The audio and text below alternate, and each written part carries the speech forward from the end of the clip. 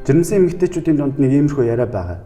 Би ер нь хоолны туршил сайтай, цадтлан хангалттай сайн идэж чаддаг гэж яриад байдаг. Гэтэл юу гэдэг сайн идээд байгаа, нэг идээд байгаа, эсвэл цадаад байгаа нь шимтэ жилийн дутагдaltaгүй байна гэсэн үг мөн үү? Ер нь юу гэж ойлгох вэ?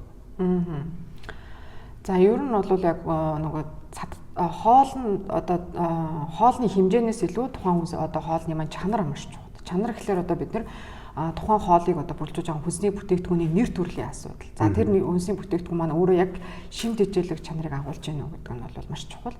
Тийм учраас одоо хэмжээнээс гадна бид нэр одоо тухайн хүнсний бүтээгдэхүүний одоо илүү одоо нэр төрлийг нь олшруулах, за хүнсний ногоог илүү сонгож хэрэглэх, тийм олон төрлийн нэр төрлийн олон өнгөтэй хүнсний ногоог сонгож хэрэглэх юм бол илүү саяхан ярьсан цадхаас илүү чанартай хоол хүнсийг эзнэрээ бичил тэжээлийн дутлаас сэргийлнэ.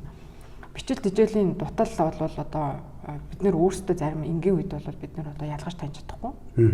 Энэ маань болохоор илүү далд хэлбэртэй тэгээ шинж тэмдэг тухайн ихэнх үед бол ердөөсөө нэг илэрхгүй. Гэхдээ альва өвчин эмгэгийн одоо суур нь бол илүү их одоо бичил тэжээлийн дуталтаа хүүхэд байх юм бол илүү их өвчлөмтгий байна.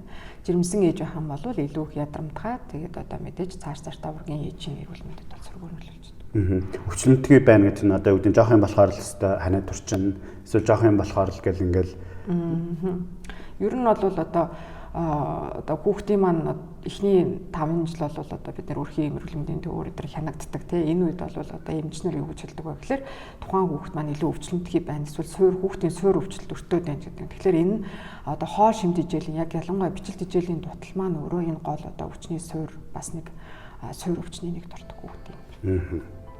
Окей.